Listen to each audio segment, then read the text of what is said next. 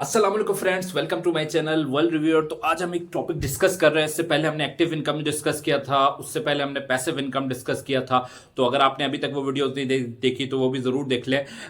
तो एक और टॉपिक हम आज डिस्कस करने जा रहे हैं। जो भी फाइनेंस मैनेजमेंट, मनी मैनेजमेंट के बारे में सीखना चाहते हैं उनको, उनके लिए एक बहुत अच्छा टॉपिक है कंपाउंडिंग। तो हम इसको उर्दू में समझाएंगे, उर्दू या हिंदी जो भी आप समझें, कि कंपाउंडिंग वर्क कैसे करती है और कंपाउंडिंग होती क्या है, और दुनिया के जितने भी बड़े इन्वेस्टर हैं वो कंपाउंडिंग को किस तरह अपने पर्पस के लिए यूज़ करते हैं। तो सबसे पहले एक कॉन्सेप्ट होता है कंपाउंडिंग का। कंपाउंडिंग का मकसद ये होता है कि आप एक प्रॉफिट पर्टिकुलरली अर्न करते हैं, तो नेक्स्ट ईयर या नेक्स्ट मंथ जो आपकी अर्निंग होती है वो उस पर्टिकुलर प्रॉफिट की बेस पर होती है। जो हमारे जितने भी लो इनकम जो इन्वेस्टर्स होते हैं, जो भी म्यूचुअल फंड्स में इन्वेस्ट करते हैं, स्टॉक्स में इन्वेस्ट करते हैं या और भी बाकी चीज़ों में, उनका सबसे बड़ा मसला होता है वो कम पीरियड के लिए इन्वेस्ट करते हैं। इन्वेस्टमेंट हमेशा होती है 5 साल के लिए, 10 साल के लिए, 15 साल के लिए और 20 साल के लिए। लॉन्ग टर्म में रिटर्न आता है। तो कंपाउंडिंग का एक कॉन्सेप्ट एक इस तरह वर्क करता है। लेट सपोज आपने 1 लाख रुपए डिपॉजिट करवाया कहीं पर भी, म्यूचुअल फंड्स में या किसी इस्लामिक बैंक में या कन्वेंशनल बैंक में, तो अगर आपको 10% प्रॉफिट मिला 1 साल का, तो वो हो गया 1,10,000 रुपए।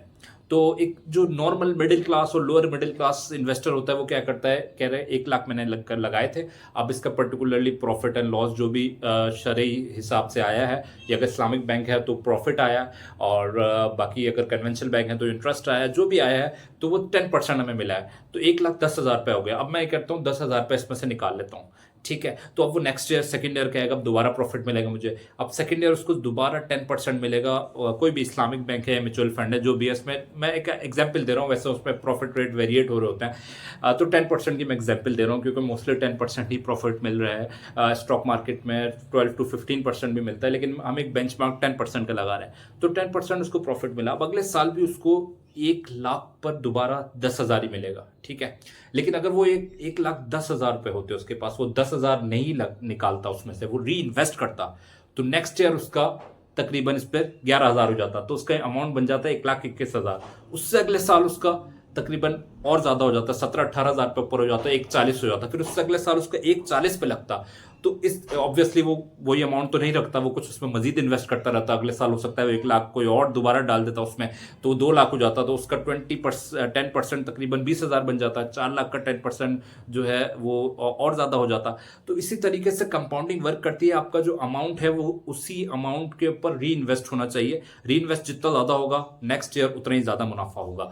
तो जो जितने बड़े दुनिया के फाइनेंशियल इन्वेस्टर हैं, जो दुनिया के बड़े बड़े जो वो हैं, वो ये कहते हैं कि जो कम इनकम वाला ग्रुप होता है, जो कि 1 लाख इन्वेस्ट करता है, 2 लाख इन्वेस्ट करता है, 3 लाख, उसका मसला ये होता है वो हर वक्त पैसे निकालता रहता है। वो आज पैसा इन्वेस्ट करेगा, वो नेक्स्ट ईयर निकाल लेगा, वो प्रॉफिट निकाल लेगा, कभी कुछ करेगा तो उसका पैसा बनता नहीं है।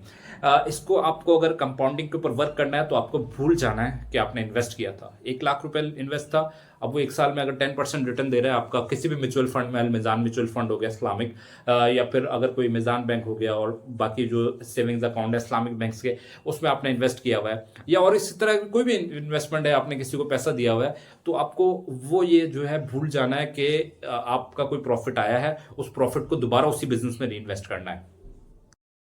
और जहाँ तक बाकी बात की जाए अगर कि कंपाउंडिंग का, जैसे कि मैंने बताया कि अगर 1 लाख है तो नेक्स्ट ईयर अगर आपको प्रॉफिट आ रहा है, मंथली प्रॉफिट की बात करते थे, मंथली प्रॉफिट की जितनी भी म्यूचुअल फंड्स की स्कीम्स चल रही हैं, या कि फिक्स डिपॉजिट्स की स्कीम्स चल रही हैं, इस्लामिक सर्टिफिकेट्स की स्कीम चल रही हैं। लेट सपोज आपने 1 लाख इन्वेस्ट किया, आपको प्रॉफिट हुआ आफ्टर टैक्स 1,000 रुपये, 1,01,000 हो गया। फिर नेक्स्ट मंथ वो 1,01,000 पर प्रॉफिट लग रहा है तो वो मजीद बेहतर होगा। फिर वो एक नेक्स्ट मंथ अगर 1, 2 या 1, 2.5 पर हो गया तो उस पर लगेगा तो मजीद बेहतर होगा। तो री इन्वेस्टमेंट जितनी होती रहेगी, फर्स्ट ईयर 1 लाख, फिर नेक्स्ट ईयर 1,10,000 पे लगेगा, 1,10,000 पे 11,000 हो जाएगा।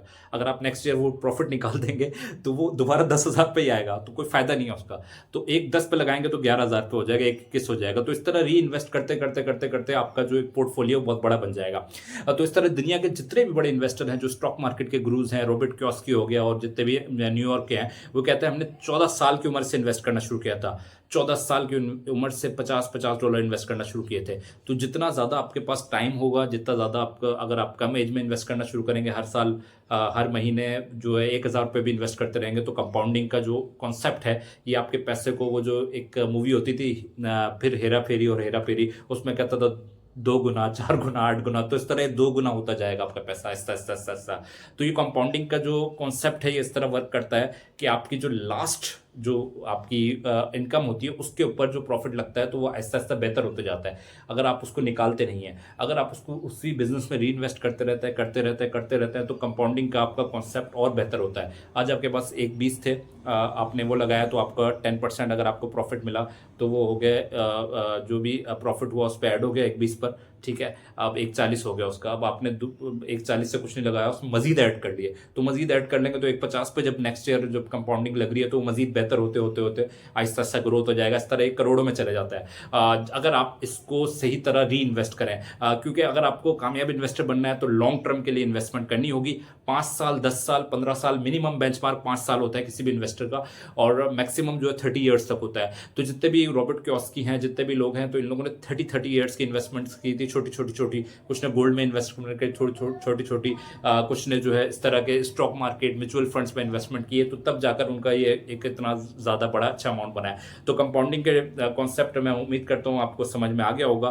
कंपाउंडिंग का कॉन्सेप्ट जब भी वर्क करता है जब आप री इन्वेस्ट करते रहते हैं, और फिर वो आपको मैक्सिमम इतना बेनिफिट देता है कि आप 10-15 साल बाद आप खुद हैरान हो जाते हैं कि इतना बड़ा अमाउंट कैसे हो गया इतने छोटे अमाउंट से। अगर आप इसके ऊपर 100% तरीके से वर्क करें और लॉन्ग टर्म के लिए करें, 10-15 साल के लिए करें, तो बहुत कम अमाउंट बहुत ही बड़े अमाउंट में कन्वर्ट हो जाता है। अब तक के लिए इतना ही। अगर आपको कुछ मजीद इस तरह की फाइनेंस के इससे रेलिवेंट वीडियोस आप देखना चाहते हैं तो हमारे चैनल वर्ल्ड रिव्यूअर को जरूर सब्सक्राइब कर लें। इंशाल्लाह मिलते हैं कुछ मजीद वीडियोज़ के साथ। अल्लाह हाफिज़।